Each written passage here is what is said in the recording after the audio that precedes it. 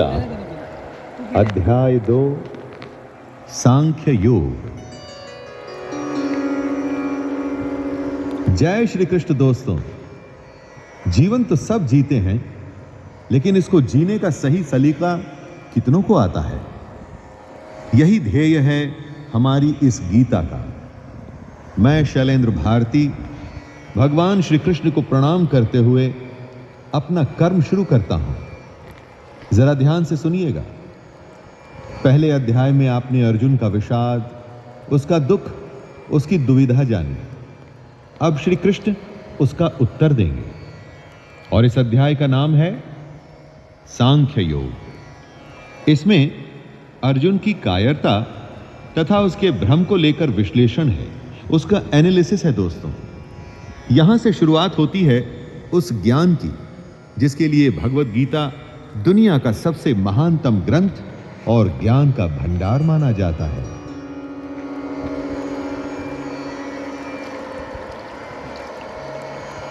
संजय उवाच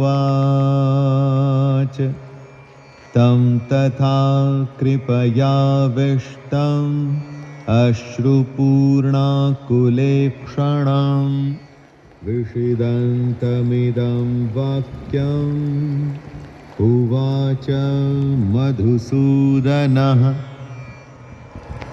संजय कहते हैं, उस प्रकार करुणा से भरे हुए और आंसुओं से पूर्ण तथा व्याकुल नेत्रों वाले शोक युक्त उस अर्जुन को भगवान देखते हैं। अर्जुन दुख से घिरा हुआ है, आशा खत्म हो चुकी है, हिम्मत टूट चुकी है, और ऐसे में कृष्ण उसे समझाना शुरू करते हैं। जहां युद्ध का वर्णन होना चाहिए था, वहां दुख और विषाद का माहौल है। अर्जुन की आंखों में आंसू, मन में निराशा है। यह एक बहुत बड़ी हैरानी की बात थी। धृतराष्ट्र या संजय कोई भी इसकी आशा नहीं कर रहे थे। अर्जुन का दुख देखकर कृष्ण उत्तर देने के लिए तैयार होते हैं। दोस्तों, यही है गीता।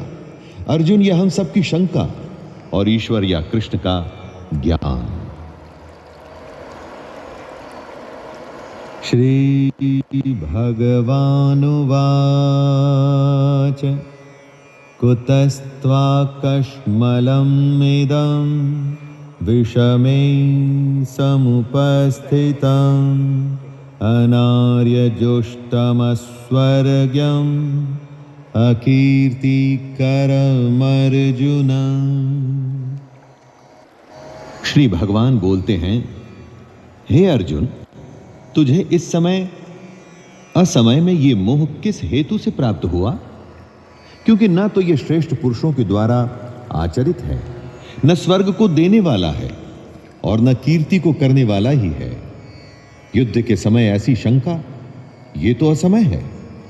दोस्तों, इस तरह अपने शत्रु के प्रति मोह दिखाने का काम अर्जुन जैसे योद्धा कैसे कर सकते हैं? अपने कर्म से अगर हम मुंह मोड़कर मोह या किसी और वजह से हताश बैठ जाएं, तो वो ठीक नहीं है। इससे कभी कोई लाभ नहीं होता। क्लैब्यमास्मगमः पार्थ नैतत्त्वयुपपद्यते क्षुद्रं हृदय दौर्बल्यं त्यक्त्वोत्तिष्ठ परंतप। कृष्ण समझा रहे हैं, हे अर्जुन, नपुंसकता को मत प्राप्त हो। अगर तू युद्ध में आया है तो युद्ध कर, ऐसे डर मत। तेरे जैसे धनुर्धर के लिए यह ठीक नहीं है, सही नहीं कि इस तरह से मन की कमजोरी दिखाओ। दोस्तों, श्री कृष्ण यहां नपुंसकता का अर्थ शक्तिहीनता, कमजोर हो जाना, युद्ध से मुंह मोड़ लेने वाली बात कर रहे हैं। यानी कि जो धर्म कहता है उसके अनुसार कर्म तो करना ही चाहिए। स्वयं को कमजोर मानकर बात को छोड़ देना यह सही नहीं है। बुरे समय में अगर हमें भी जब आशंका सताए, यही बात हमें याद रखनी चाहिए कि मन की दुर्बलता छोड़ हमें सिर्फ उस कर्म के बारे में सोचना चाहिए जो हम करने के लिए आए हैं। अर्जुन उवाच कथं भीष्ममहं संख्ये द्रोणं च मधुसूदन इषुभिः प्रतियोत्स्यामि पूजार्हा वरिसूदन। अर्जुन अपनी शंका के बारे में कहते हैं, हे मधुसूदन, मैं रणभूमि में किस प्रकार बाणों से भीष्म पितामह और द्रोणाचार्य के विरुद्ध लड़ूं, जिनसे मैंने सब कुछ सीखा है, जो मेरे लिए सबसे बड़े हैं, उन पर मैं कैसे बाण चला सकता हूं। दोस्तों, यहां पर अर्जुन का कहना है, उसका संशय है, असल में सुनने में गलत नहीं लगता। अर्जुन जिनकी पूजा करते हुए बड़े हुए हैं, अपने पितामह या अपने गुरु पर वो बाण कैसे चला सकते हैं। लेकिन युद्ध का तो यही काम है। बाण शत्रु और अपने में भेद नहीं करता। जब वो चलता है तो प्राण लेने के इरादे से, जिसे करने में इस वक्त अर्जुन असफल हो रहे हैं। गुरु न हत्वा हि महानुभावान् श्रेयो भोक्तुं भैक्षमपि हलोके हत्वार्थकामांस्तु गुरुनिहैव भुञ्जीय भोगान् रुधिरप्रदिग्धान्। अर्जुन की दुविधा गलत नहीं लगती जब वो ऐसा कहते हैं कि इन महानुभाव गुरुजनों को न मारकर मैं इस लोक में भिक्षा का अन्न भी खाना कल्याणकारक समझता हूं।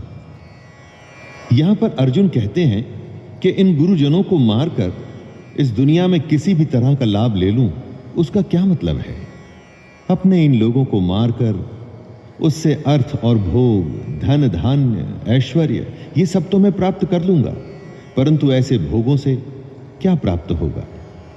दोस्तों, अर्जुन ही नहीं, दुनिया में न जाने कितने लोग ऐसे होते हैं जिन्हें लगता है कि परिवार भी न छूटे और मोक्ष भी प्राप्त हो जाए, परंतु ये तो संभव नहीं।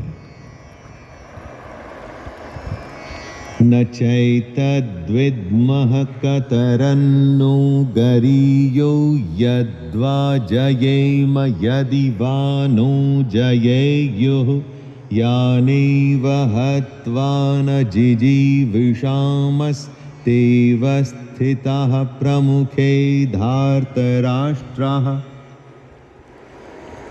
अर्जुन कहते हैं, हम ये भी नहीं जानते कि हमारे लिए युद्ध करना और न करना, इन दोनों में से कौन सा श्रेष्ठ है, अथवा ये भी नहीं जानते कि उन्हें हम जीतेंगे या वे हमको जीतेंगे। और जिनको मारकर हम जीना भी नहीं चाहते, वे ही हमारे आत्मीय धृतराष्ट्र के पुत्र हमारे मुकाबले में खड़े हैं। भविष्य में क्या होगा ये तो कोई भी नहीं जानता। विधि ने क्या विधान लिखा है उसके बारे में किसी को नहीं पता, लेकिन वर्तमान में हम जो करना चाहते हैं उसका निर्णय हमारे हाथ में होता है। हमारे कर्म सिर्फ और सिर्फ हमारे ही हाथ में हैं। तो क्या युद्ध जीतने के लिए अपनों को मारना ठीक है? अपने कर्म को पूरा करने के लिए हमें किस सीमा तक जाना चाहिए और किस सीमा को पार करना चाहिए?